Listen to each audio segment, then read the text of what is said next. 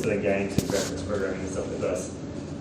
And I took their papers purely out of interest, and they were basically like, there's no games industry. They gave us no like push to actually get into it. I was doing it just for out of interest.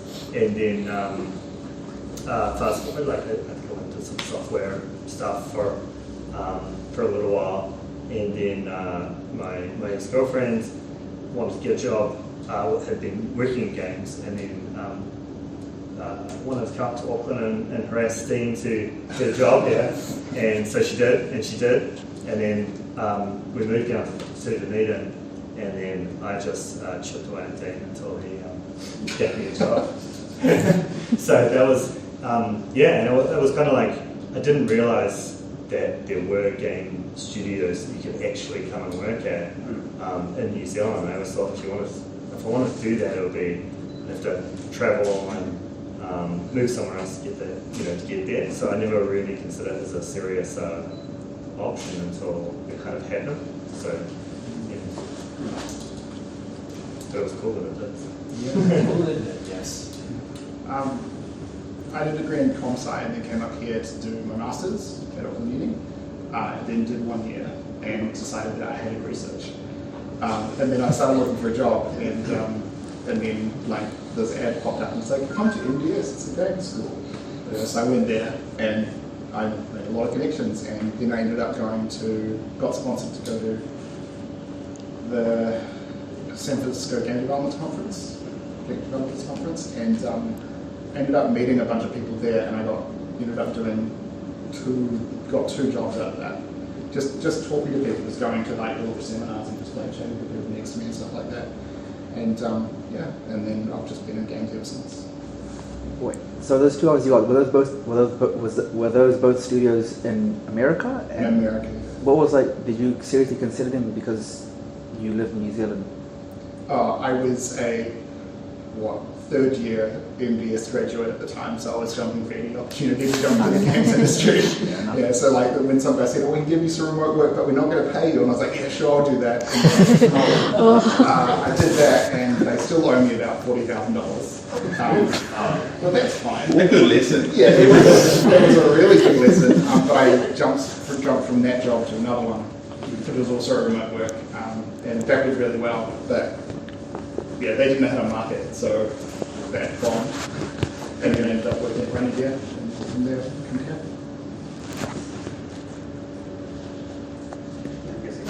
How did you start, Ken? I'm from Christchurch, so same as these guys. Like when I got out of uni, I was like, I don't know what to do because there was nothing. And I was from Christchurch, didn't really know it at the time. And just so happened when I was looking for jobs, there was one in Christchurch, a studio called Rocketwerkz. So I got started kind of nervous. I sent the most polite, long, email, just sent it off, and it turns out I knew the owner who ran an internet cafe in Christchurch, which I had been to the whole time. So I got along really well with them, and then I started making flash games. If you guys play a flash game, it's kind of dead now, but flash games, mobile games. Facebook games were kind of hot for a bit. But that was cool because I got to touch a wide range of games and work with a wide range of people that Disney and Mattel were into flash games at the time, well, especially Facebook because of marketing and stuff. And that was cool. I was there for about 5 years. I also worked on, I think maybe one of the first 3D Wii games back in the day, Dragon Master Spellcaster. That didn't do too well. It was a lot of the stuff back then was quite experimental. And I think we were all quite new to it at the time. And I kind of got bored of that, so I thought I'll go get another job. I took a break and did some personal training, but it wasn't for me. Started looking for games again, and then found Grinding Gears. And Grinding Gears, I'd kind of seen it before. And because I thought,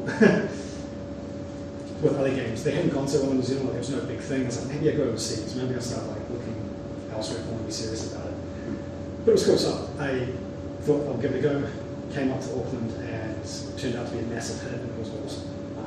Then I came here, these guys. It was also alright. Yeah, it was pretty cool. my approach was quite a bit different just because I'd done probably 10 years in the IT industry before. The similar story to Simon's when I went to Polytech straight out of school. You know, you might as well have said I want to be an astronaut. You know, you knew that the jobs existed. Astronauts did exist; they were a thing. But what the hell was the pathway? Was it even realistic? So that was pretty much why games was never on the cards then. But after working in IT for 8 years, I was working with Parliament in Wellington for about 6 years, and then didn't want to do it for the rest of my life, so I decided to go back to school. Also found out about MDS being up here, and I'd actually work and set me up here for a Microsoft conference, and it was through the conference and asking people about the games that I found out that MDS was doing a thing.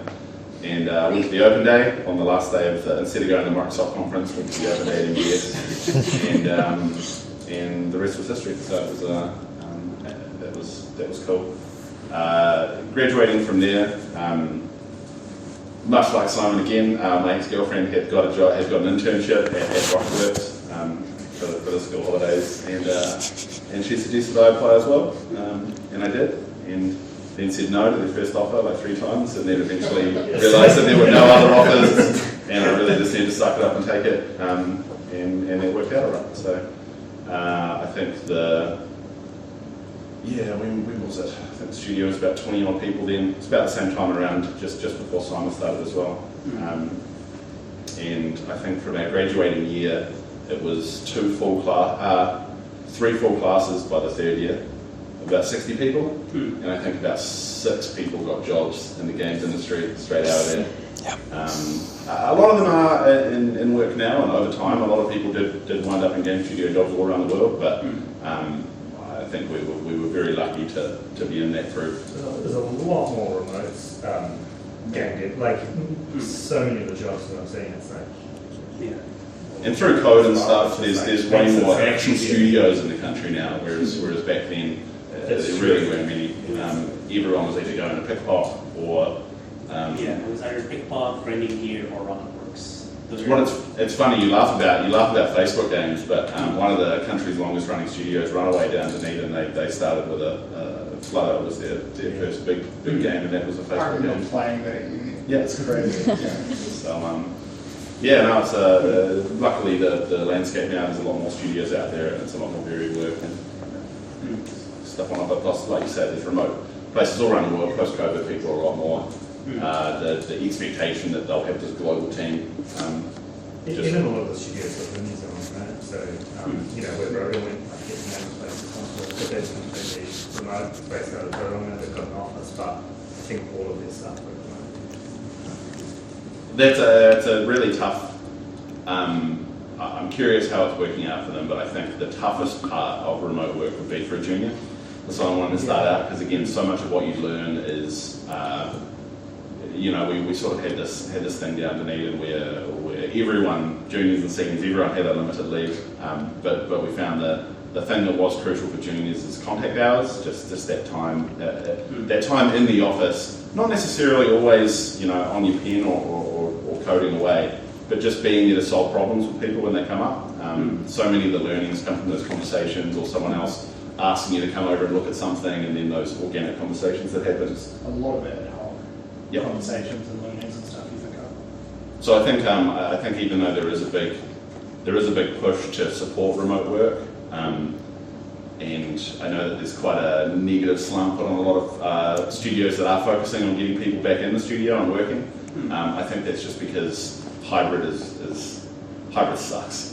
Full remote, it seems to be pretty good. People get their head around how to manage that. And because everyone's remote, there's this expectation that you have to be more conscious of getting people together and having those conversations in a digital space. But as soon as you go hybrid, then the people that are there in person will be having conversations. None of that information will be flowing back to the remote people. The remote people will just feel more and more confused and isolated about what's happening. It's just we're still figuring all that out, but we'll get there. So that's how I started the industry. You guys mentioned that there's 2 studios for Rocketwerkz, right? This one and the one in Dunedin? There was one in Dunedin. We now have a couple of remote guys down there, but otherwise the actual in-person studio is running down there. Okay, because I was going to ask, how much of the staff is like remote workers? Since you clearly don't support that much. Not a lot.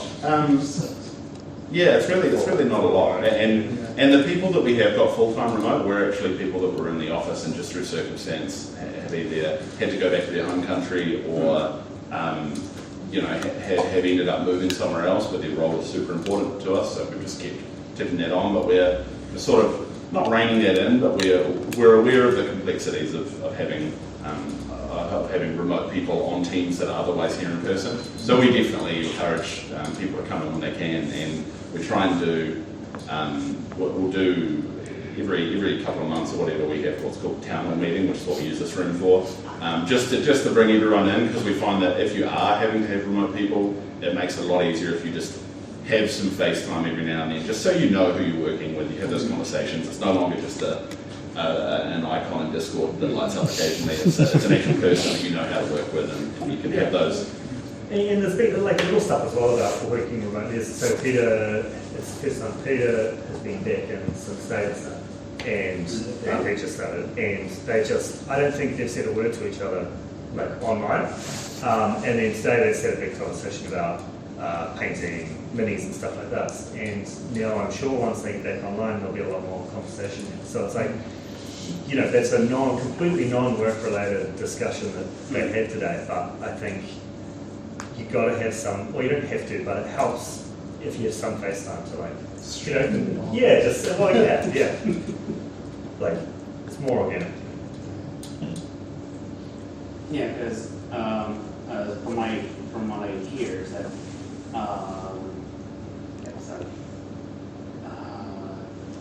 some of you guys got into the industry just for the people you know. So I guess like one of the best ways to get into the industry is not getting your network sorted and just not having a good enough network to connect and just get in the know basically. Networking is I was going to comment on that, and I don't know if anyone caught the most important lesson from everything we said was the note Cam said about knowing the owner.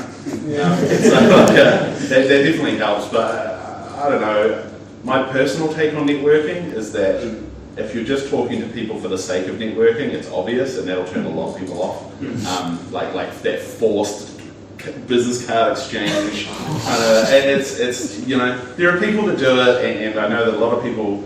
I don't know whether they're just looking at too much Sigma Grindset Twitter or where it's coming from, but it's really obvious when people are doing it, and some people get really turned off by it. So I think don't think about it too much as networking. I prefer to just think of it as you're talking to another game dev. They probably play games as well. You've probably got way more interesting shit to talk about that's actual real problems that you've dealt with, and things like shared interests you can talk about that aren't just like, what opportunities have you got for me and what have I got for you? Because that's a lot of that's what it comes down to. But if that happens organically and just through a conversation about a game you play or a game you're working on or a problem you had, you start to know that this is sort of where this person's at and this is what they're looking for, and they see the same about you. And when jobs come up, I will know a couple of people around the country just from going to GDC a few times that, I know that's kind of the sort of problem that this person was interested in. We should see what they're up to. Then they might know someone who specifically is looking for work and that sort of thing. So that's sort of how those networks work. I hate networking. I suck at it a lot.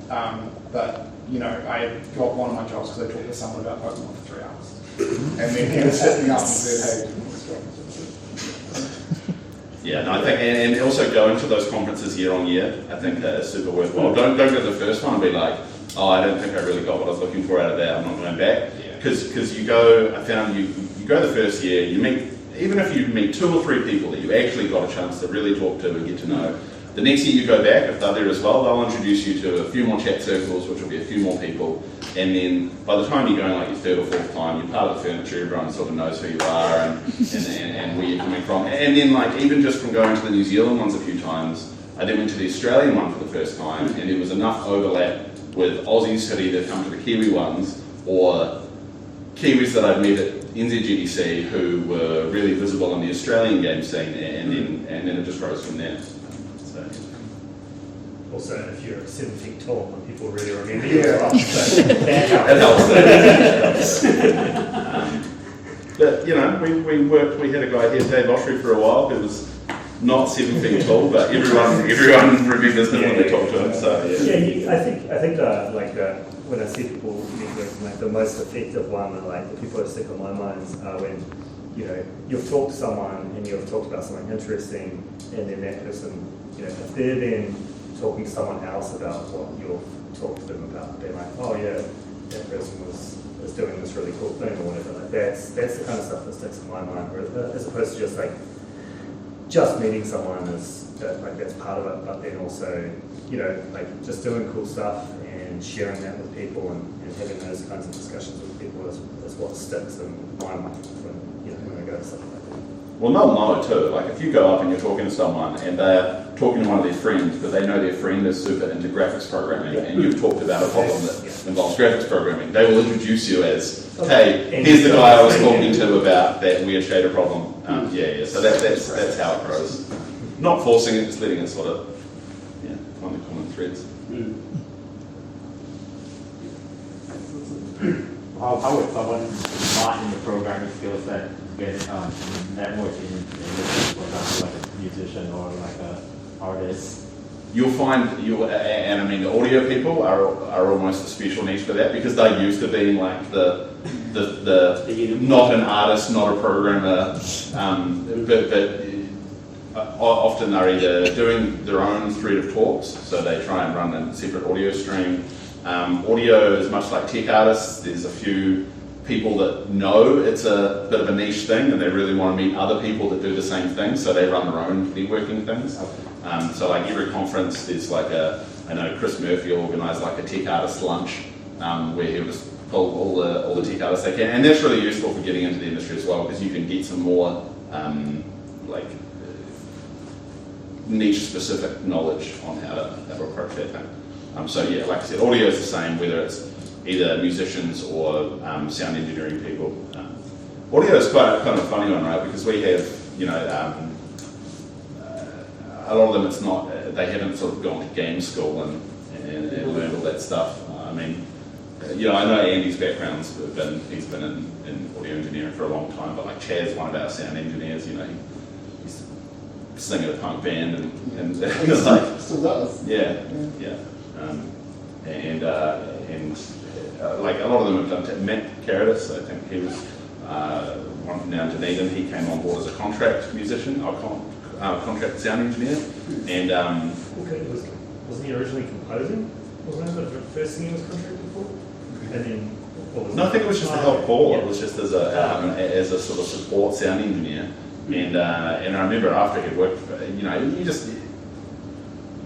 Getting an understanding for everything that happens outside of your niche is really helpful as well. And this goes for any job. Any job no matter what industry, any job you get into, my advice to everyone getting into that is just understand the business you're in, understand how the role you're doing fits into what the company's trying to do. And the more you get an understanding of that, like anyone that works there will notice. Anyone who's running things will notice that you're interested in beyond just the thing you do. Matt was one of the, I wouldn't mind me saying, but he went and taught himself programming pretty much, and just, he's now one of our best programmers. But that's really tough because you then want to do audio on all these games, and he's also integral to doing that. So, in fact, we've got a lot of really good programmer audio people now,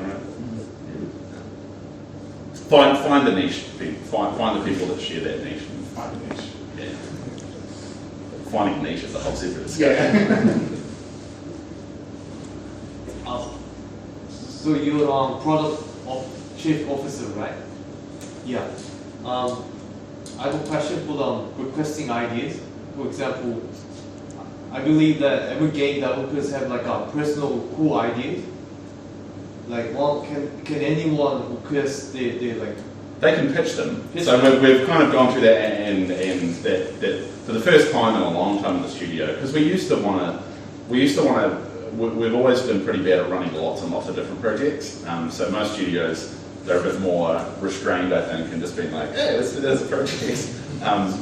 It's cool, but it's also hard to do commercially, right? Because you need to really commit to a project that you want to ship. Whereas if someone's just bouncing around ideas, it's hard to. an important thing is that ideas on their own, and we try and echo it a lot, ideas on their own aren't really worth anything. It's your what does they say? It's your ability to execute on them. So an idea for a game isn't nearly as valuable as an idea for how to build a thing for a game in a way that's efficient and easily iterated and all those things that make a good game, beyond just an idea. Yeah. Ideas are free. There's loads of them out there, but to be able to convert that into an actual product and get it shipped is much more important. I guess like a good follow-up question to that is, does everyone in Rocketwerkz actually pitch their own idea and you guys run like a pitch fest, and then how many of those ideas go from pitching to being prototyped and executed? So that last time we went out to ask people if they wanted to bring up ideas, only about 2 actually came through, but that's because the bar was quite high for it. We didn't just want someone to be like, hey, so I've got this crazy idea, just do this thing. It was more a case of like presenting a written up thing of a market opportunity, like like if you try and think of all those games that were a great idea, you can probably also see that they were an awesome market opportunity. Like Grinding Gear, Path of Exile was like, hey, Diablo's a huge franchise, Diablo 2 was massive, Diablo 3 has just come out, and a lot of people are left disappointed. That is a market opportunity, because that is if what did Chris describe it as? They just wanted to make another Diablo game you could sink your 20s into. Yeah. I think was the so they knew very clearly what they wanted, and they went for it, and they had a good result. Yeah. I'd also like to build on that question. I'm just wondering here specifically, how much autonomy do developers actually get when making the game? Like, say they want to put like an extra 10% or something into developing something or adding to the game, would they be allowed to do that? Probably too much autonomy, I think. I'll let our project leads answer that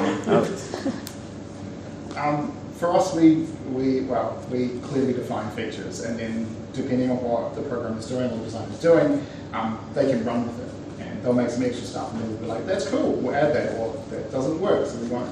But there is quite a lot of autonomy in terms of like giving a program a task and the way that they do it. Because we present requirements to programmers and designers. And however they solve that requirement is the system that comes up, and that building upon that system is very flexible. Goes for us in the end. Yeah, I think so. Stationeers is a little bit different because, well, we're a much smaller team and there's a lot more direct input, I guess, from everyone on the team into what ideas should we go ahead with, or like piling in the ideas in the lab, and then we sort of, we have these meetings where we whittle down what we actually want to do. And then even once we've decided what we want to do, it's not just a strict list of requirements, but rather this is the outcome this is sort of the idea, and sometimes we don't even necessarily know what the exact outcome is going to be. So we'll play around and work with it, and the developer who's working on it will sort of go their own way, bring that back and check it with the team and sort of see if it's going to work or if it should change, and then so it's a lot more. Yeah, it's a bit less like that, a bit more free form. But definitely there's still some like, we have to do this, like work on this, it needs to be exactly like this. And sometimes you have to have that. So it's like you go both ways sometimes. Stationeers is probably a good example there because there's so many constraints, because it's been around for 5-6 years, and every time you add something to a game, you're really just adding, like for every one thing you add, you're adding like 4 or 5 constraints that limit the other things you can add later. That's right. And we don't, so yeah, there's a lot of technical limitations on what you can actually do within the game. And if you come up with an idea that requires building a whole new system that falls outside of like those systems that are already there, you're going to get shot down real fast, because it's like, no, we have the systems we want. Anything new, that's a big deal. Like that's not just for anyone. Well, especially because it's shipped and it has thousands of people playing it. So anything that's breaking save games and stuff becomes an extra thing. Any take on the autonomy thing? You guys are describing the problems about like breaking things and being practical. I think with art, it's probably a bit more time-based. We have a lot of free reign to sort of do whatever, as long as we understand the systems that like these guys have built. If the task is to make a creature, they'll be like, oh cool, if we make a horn today, it'll put in your backpack. Usually that's a system that exists, and if we can do it, and we've got the asset from a monster with a horn, it's an easy knife or it's an easy weapon. So ideas kind of flow around it. It's mostly probably limited by time, I think so. Well, that is the big constraint, I guess, for those assets, and this is another anecdote we often, a big thing for, I don't know, it's probably a while since we've done hiring in the art side, but I know a conversation we'd often have in Dunedin when we got a bunch of art applicants through is you'd be given this portfolio that was like this beautiful high poly character work with all this other stuff, and it always felt bad because it was like, this portfolio was incredible, and then you're really just hiring someone so you can be like, we need you to model this. You have this many polys to do it with, and we need it done in a day. So it's like that's the difference, I guess, is that if your portfolio can show, like realistically, you'll be applying for some sort of junior or graduate art positions. If your portfolio can show that you can be given an art style and then just smash out heaps of stuff really quickly for it and keep it consistent with that art style, I think that's what people hiring for those roles are really looking for. The rich stuff is really good too, because that shows like what you want to do and what you're passionate about, but realistically the job is going to be like, do a coffee cup, do everything you see on this desk, and do a super low budget for it. Yeah, ammo crates What about the programmer's perspective view? Like, do we have to make lots of side projects? With hiring for programming roles, what do you look for? What do you look for? Thanks. No. Well, obviously, side projects are like a big bonus because we can actually dig in and see what we've done and stuff like that. But yeah, just like general, we just. Basically, if we'd like a CV, even if people don't have a traditional experience or anything like that, we give you a test, and then we judge it. Well, we judge it based a lot on that test because we can look specifically at your code, the data structures you've used, the algorithms you've gone through, the way you've done your data in the engine, or the code in that specific engine that we've given you. And the code that we're giving out for Icarus at the moment is quite open-ended. And we deliberately leave it that way because we want to see people this game. And that's why I think shift games is such a big part of it, because it's like, I guess it's not reasonable to expect that a bunch of people have got shipped products to look at, but it shows that you've had to work through the whole process. You've had to sit there and think about a solution to a problem, implement it, and then ideally have to build it in a way that's maintainable because you have to go back and add other stuff to it. Collaborative stuff is a big one, just because that didn't get touched on. I think your ability to work in a team and all the fun complications that come with working with other people. If you can't get on with other people, then unless you're just going to work as a solo dev, you're probably pretty stuck. And I still feel like every student learning programming is going to have at least one big drama thing with a team. So better to hit that when you're studying and not when you're on the clock. That's actually one question we asked. Yeah. We asked, when I was doing the last interview, we asked what's something you like about programming and what's something you hate about programming. Now, if people get real passionate about something they absolutely hate, I know that, they actually know what they're talking about. But when you get people that are just like, oh yeah, no, I love all programming, or there's nothing particularly like I love about it, then it's just like, okay, you're just here for a job, you're not really, not really like interested and you're not really passionate about anything. So we definitely look at passion. Or they're just bad at interviewing, need more practice. So true. take interviews even if you're not necessarily going to take the job practice, but you're bad at stuff, Yeah. Well, I was, I'm sure, and other people. Yeah, I'm pretty sure everyone just fails their first interview. So. Yeah. But yeah, definitely practice. I was just wondering how the programming and behavioral interviews structured over there. How do we structure the interviews? Well, the ones we've been doing recently, like we have a look over your CV, and there's like an HR element where you get a phone interview, and if we like that, we'll either give you a test or we'll bring you in, and then if we're giving you a test, we'll talk you through the test and ask you questions about it. If we're just doing a general interview, we'll talk you through stuff and ask you questions, see what you're interested in, see if you fit for the role and stuff like that. Then we'll give you a test. And then if we like the test, we'll call you back. And then. But there's a gate to doing the test because we pay quite well for our programming tests. So that's yeah. There was a question.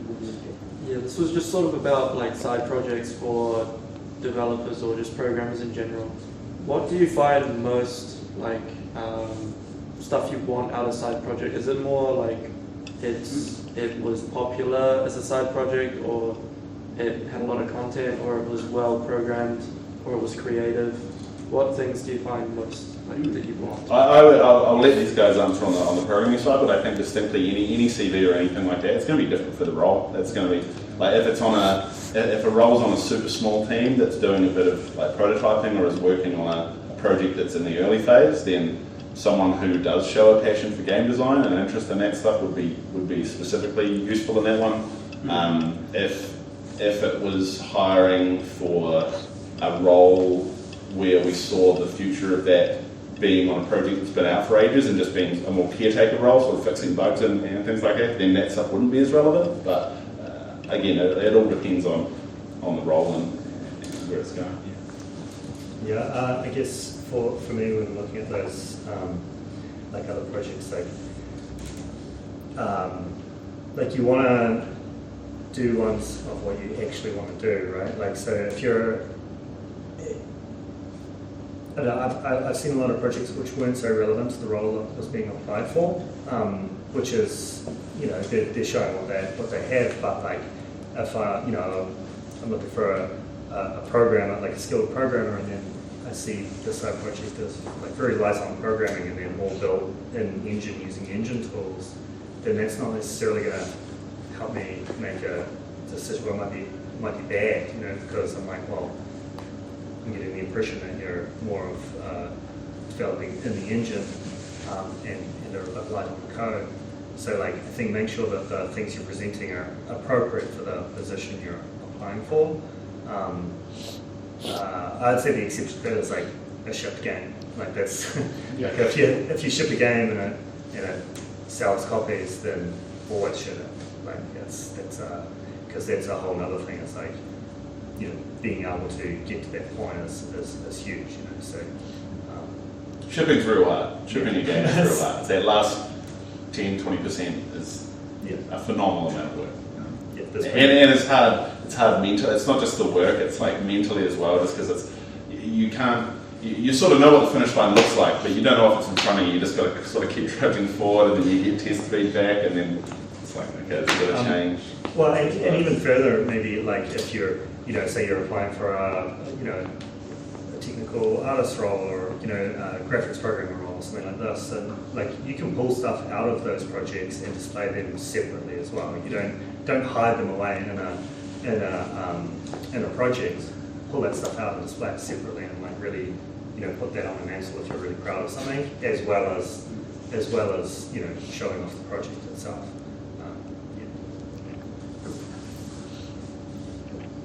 So when you guys say you make a game based on market opportunity, do you just wait for another studio to bomb a game and then you're like, hey, it can't just be that, you know. And again, the danger of game dev is that you know, Icarus we turned around pretty quickly, but you can't predict it. no, and for all you know, I mean, the example would always go to was Lawbreakers. I don't know whether you're going to heard of that. You probably haven't, and there's a good reason for that. Is that it got absolutely demolished by Overwatch when it came out. It was so Cliff Blazinski, he made Gears of War. He's been around for ages. He started this project Lawbreakers, which was a multiplayer arena shooter. Looked really good. You know, by all accounts, it could have been successful, but you know, the big risks that got layered on there. It was a multiplayer game, so it needed like a player base to be fun. You know, it's like a deathmatch game. And then it came out pretty much just after Overwatch had come out, and it just sucked all the air out of the room. And you know, it was a $10 million game that I think it was a matter of weeks before their concurrent player counts were like 50. And then of course anyone who's trying to get into the game then goes online and there's just no one to play with. So I mean, you look at the games like PUBG that just blew up. You imagine if for its first 3 months there'd been bugger all people playing it, and you were having to spend 20 minutes in that lobby waiting area waiting for the game to fill up, as opposed to what the reality was when it had like 1 million concurrent players, which was, you didn't mind dying and losing a round because you get straight back into a new one in the next sort of 30 seconds. Same thing, Teams Battlefield. Yeah. That was a good game, yeah. And again, you can put like 3 or 4 years of your life into one of these things, and then it just, they put it on the runway and it just drives off the end of the runway and doesn't really ever get airborne. So it's horrifying. And another example is like the VR games, right? Like that was getting. I mean, that's an example of two things. One, that was made by, like, the idea was kind of like the people working on it, right? Yeah. So basically, because and then that filled a niche of like it was early in VR, and there wasn't many other games that were like that. So that was like a good identification, and then the people came with the idea, executed it. So yeah. So that was the first time Rocketwerkz sort of hired interns. We went and got a couple of fresh graduates from Otago Uni, and we didn't really know where to put them, I think.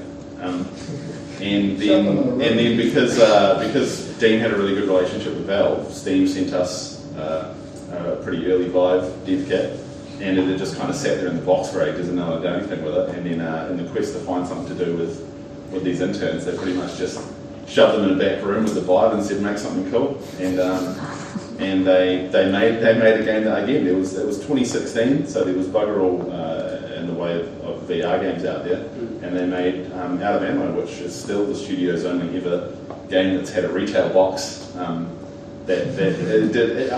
It sold, I think it was like 16,000 copies at launch or something like that, which would be super small for a PC game, but I think at the time that was like 60% of the VR market. It was a VR success for a start. Yeah, and then that just meant that it was selling copies for a real long time, and was always rated quite well on Steam. And then we had a publisher from Japan, Zen Studios. They approached us and said, we want to port this to PSVR, and we went, okay, cool. And then they paid out a lump sum to us to do it, and then ongoing royalties.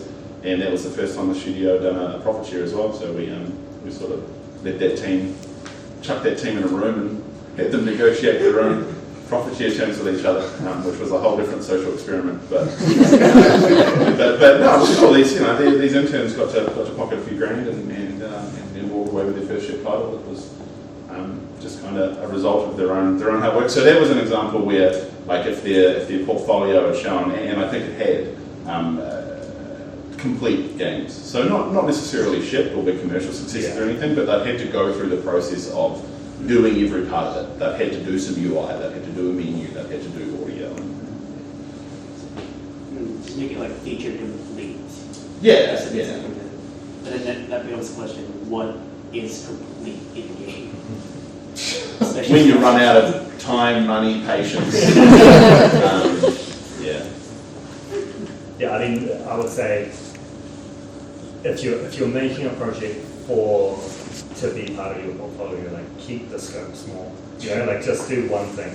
Like, everything else you can fake and, like, sort of hide away. I mean, like, just if you want to get something completed, just keep the scope small. Otherwise, you'll never finish it. And a simple finished product, it seems more impressive than a one that's complicated but all frayed at the ends and you don't know where it actually ends. So that's my advice for that. Well, I think scope was the biggest lesson we learned at MBS, which was they were starting to figure that out by the time we went through there. I know Jack's year was a few years earlier and they were still sort of struggling with that, but I think the way they'll do it is they'll be like, all right, everyone, you've got 2 weeks to make a game, and then everyone would do 6-week games, and they'll go nowhere, and they'll be a disaster. And then that was good because at the end of it, you'd go, well, that was a disaster. We scoped up a 6-week game, we're idiots. Really good retro. And then the next, after that sort of retro process, you'd go through and you'd be like, all right, everyone, we're going to make another 2-week game, and then everyone would scope out like 3-week games, and it would still be a disaster, and you'd learn that lesson, and then it wasn't. And then you get to the end, and the real winners were the ones that said, okay, we've got 2 weeks to make a game, and they scope out a 1 week game, and then realised that throughout that week they'd actually scope a 3 week game, and then they learned all the same lessons again. But that's just part of it. I guess You've always like got one the first thing- 90% of the project, and then you've got the other 90%. Yeah. Yeah, I was about to say, like, I think it's like the biggest lesson in game dev has that you learn from failure quite a lot. Compared to like where you can say that IT industry where it's pretty much standardized and structured. Game dev is much more creative and you have a bit of alleyway to just be experimental about things. I've also found go to the talks that people do at conferences about them failing. I've seen it phrased a lot better somewhere of a lot of those things. You hear a lot of people get up and talk about their successes, and I think it's always a bit shit because the success is always very specific to you in that time and that circumstance, but your failures are probably much more relevant to way more people. So I think if you get a chance to listen to some people who get up there and quite honestly say what went terribly wrong, that's where the real value. Yeah, it's way better to learn from other people's mistakes than your own. True. That's also way more interesting as well. Yeah. Yeah, the case study would be the journey of No Man's Sky. Going from launch to being what it is now.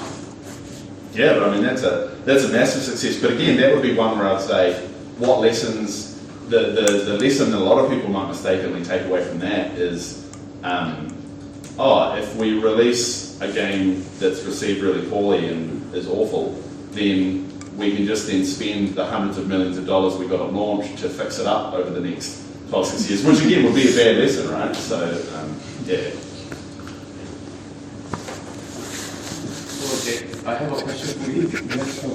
Yeah, I heard that you work in the grinding game as an amazing programmer. I wouldn't say amazing, but yeah.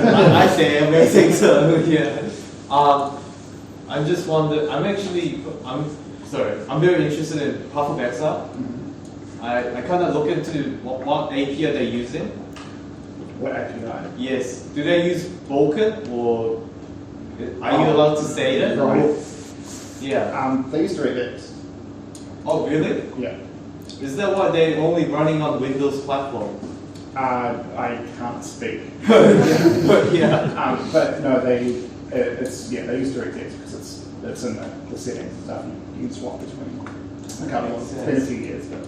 So I've never had an NDA at grinding gear, so I can probably tell you that when I and we were looking at jobs there.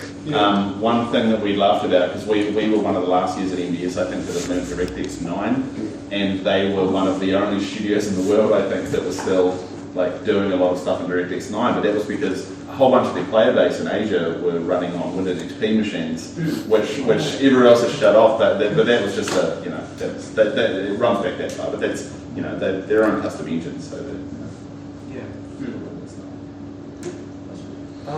So is Stationeers running on Unity and Icarus is running on Unreal 4? Is there any particular reason why that is? Like while we're running two different engines, or why you're running two different engines and the benefits of each engine? That's a very long The studio approach is like best tool for the job is what we believe. Although how we would answer what the best tool for the job is might be a lot different now than it was back when we started those projects. But. Well, I think Stationeers started off as a bit of an experiment in Unity. So it was not necessarily, Unity is the best tool for the job to build this. It was more, we've got someone new who started, we haven't used Unity before, let's get them to jump on with Dean and spend a bit of time in Unity making this prototype, and then they wanted to keep going. So the project basically stayed. But I think at some point there probably was a thought of like, well, do we keep this in Unity? And for Stationeers, I think Unity, probably the answer still would have been yes if we'd stopped and gone, is this the right one? Just because of a lot of how a lot of the systems work and the people who are working on it, all of that stuff is a factor. It's not just,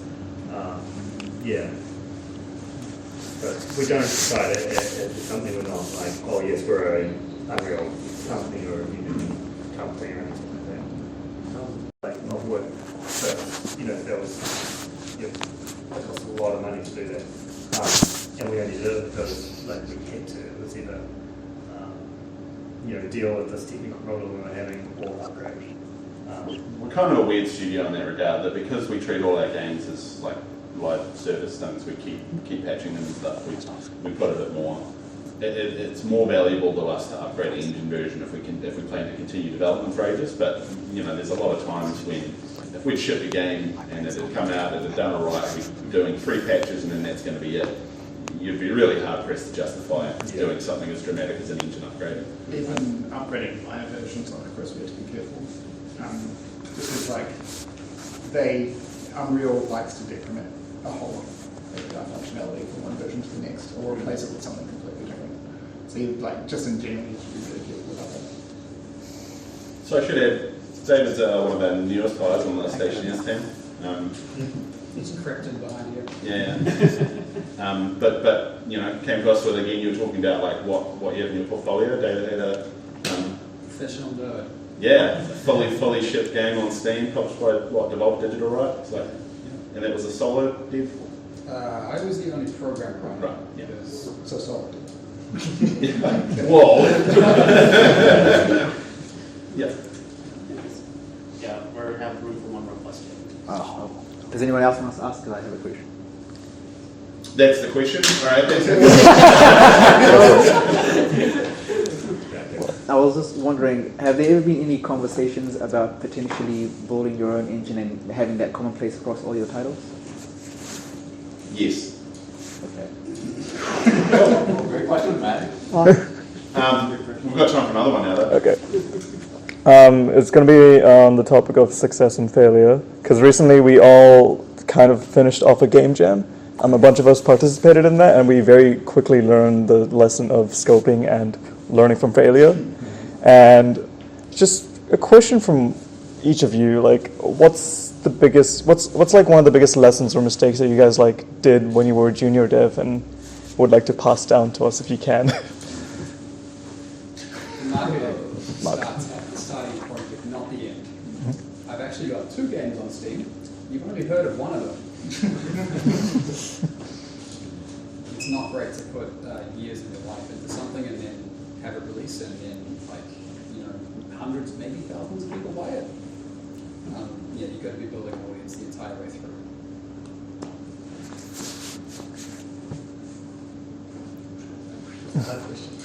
Mine's not specifically game dev, but it's applicable. I used to work on the point-on-sale systems for Hallenstein's and Red Rat and a bunch of clothing stores, Basins. And while I was working there, I didn't test some code, and I pushed it live, and I deleted all the customers' database. Luckily, they had a backup, but I would say that was the worst thing I did. But I know a lesson: always test thoroughly. So I had the similar one going. I used to work on software that logistics software for like keeping track of everything that's getting loaded and unloaded off boats. Turns out a boat that can't leave the harbour is really expensive, like $25,000 an hour expensive. And so it wasn't just me, but as a team we managed to push some code. It wasn't tested, and a whole lot of big boats couldn't go anywhere. So don't do that. And on a much smaller scale as well, it's like when it very first started, you're keen to, as a programmer, you're keen to like do some programming and get stuff committed and like feel proud about that, and then get called up over the weekend to ask why you broke the game.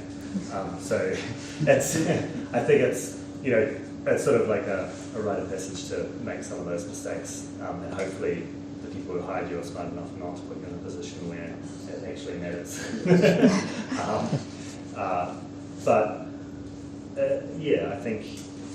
I think as a junior, it's like coming into it, I wish I spent a lot more time just understanding and I've put quite an emphasis on it for anyone new who's coming in. It's like you want to understand the product you're working on, and not just that, you want to understand the products that the whole company is working on, like really try and get what it's about. Like you'll do much better work if you get it, you know, if you understand what's trying to be achieved by everyone at the company. I've never been told to stop trying to do work and play games instead of a job before. I don't know if I got anything to add on scope. Was that like a programmer-specific question? I'm an artist, so I mean, I appreciate our perspective as well. I mean, Where have you failed, Cam? yeah. I think, like, over-scoping something in art, for concept art, I think, it's a weird, like, circumstance, or, like, result of it, but it just kind of ends up not as good. If you haven't thought about the problem, like, if you've got 5 weeks to do about 6 weeks worth of work, but let's get extreme, like 10 weeks worth of work, you're going to rush out and, like, Jack will say, hey, this, you know, we've got a creature and it's got, like, armor pieces on it. I might be rushed so fast that I forget about, like, what the actual thing does, and I'm like, I made a pretty picture, but it's completely useless. Yeah, I think quality, because I don't know, for you guys, it might not be so bad that you miss out on one creature, that's just like a little bit less content, but if the whole suite of things you've done, or like, you've done some technical errors like, you know, like a texel density, or like, maybe you've got a resource like gold, and you've got 2 different gold textures that you haven't thought about. It just kind of like, you lose immersion, you kind of get, I think as an artist, a little bit worse. I think the price wears on you, because you've just done all this crazy stuff, and you haven't formed good habits and good patterns, and as you do a lot of work as an artist, I think you build a visual library for what is good and the way to get there. Forming that really is good, and you need a good skill to do that. Yeah. Also, sure, you can just end up being like a mad artist because you just all this stuff. You're like, oh, I've done doodles. You've had really good super specific examples from everyone else up here, so I'll just go real vague platitudes. Don't be a dick, and yeah, just don't be a dick. Well, not saying that I was a dick, but also that so my first 18 months at Rocketwerkz was a disaster. I was on a project that ultimately got cancelled, but not before I got kicked off it. So the other one was be humble for sure, which was kind of part of not being a dick. But so after about 18 months of working away on the product that was never going to come out, before I got cancelled, I basically got told I needed to go talk to Dean one day and talk about what project I was going to get moved to. And I was only 1 or 2 programmers on that project, so it must have really sucked. And it was super weird for me because I hadn't really dealt with Dean much. You know, I've talked around the office, but hadn't really worked with him on anything. And I sort of had to go into a room and be like, this is super awkward. I said, I'm not really used to like professional failure, but and he was really good. He talked me down off the edge, and it was like, that's fine. So then came the, what do you want to work on next? And we had probably another 4 projects floating around the studio at that time that I had options to go on. I've been working in Unreal, so naturally I just picked the other Unreal project and was like, I think I should go work there. He wanted me to go work on Stationeers, and I hadn't worked in Unity since MDS. I've been devout Unreal follower from like year 2 at MDS, and I said, I don't know the engine, I haven't coded in C# in ages, I don't really know. And he's like, oh, you did like a C++ degree in Unity. Okay. So I joined that team, the team were awesome. Again, super awkward circumstances to be joining a team. Everyone that was on the team knew the circumstances about why I was winding up there, so I kind of felt like that kid who'd been moved schools and was just getting, you know, chucked in a new class, and they were like, oh, where's this weirdo coming from? Why is he here? But they were lovely, they were super welcoming, really, really nice team.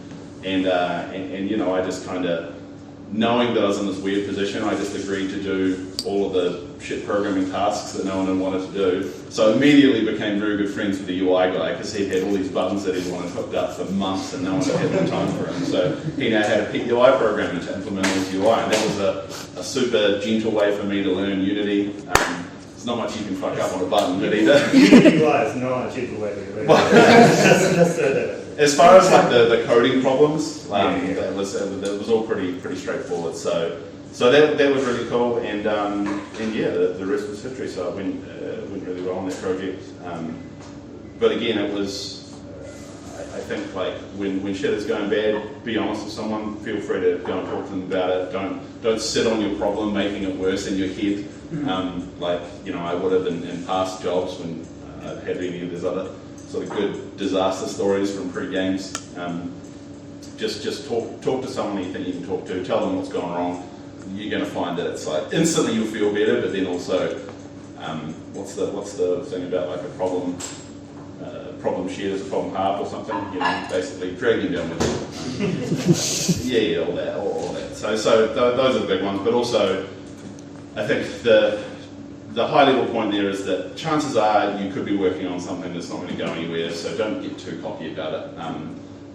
But you might also be working with people that are in the same boat, so you're best to just be a cool person to work with who's going to be supportive when that game does officially get cancelled or something else bad. So just be cool.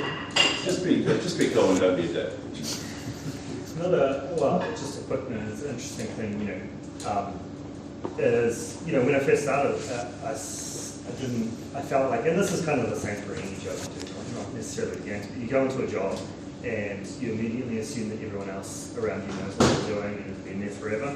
But like, it was only like a little while ago when I was talking to a few people from who I had started work with when I started down in Dunedin, that like, you know, they had only just started working there like the same month as me or something like that. But like when I got there, I was like looking up to them and like, you know, I just assumed that they'd been there for ages. So it's like, you realise you really shouldn't be looking up. No, it's just a bit about sort of not beating yourself up too much when you're first getting into it. Cool. Thanks Steve for giving the talk, and I guess like we can do one more tour before going there to get a group photo. That's right. Yeah. Cool. Well, you can hang out, have some snacks, whatever. Ask these guys questions or whatever. I can do a quick rapid tour of whoever missed the last one. Can't remember who came in late. And then we can maybe get a photo. Or do you want to get a photo now while we're all here? It's probably the safer bet, I think. I guess it's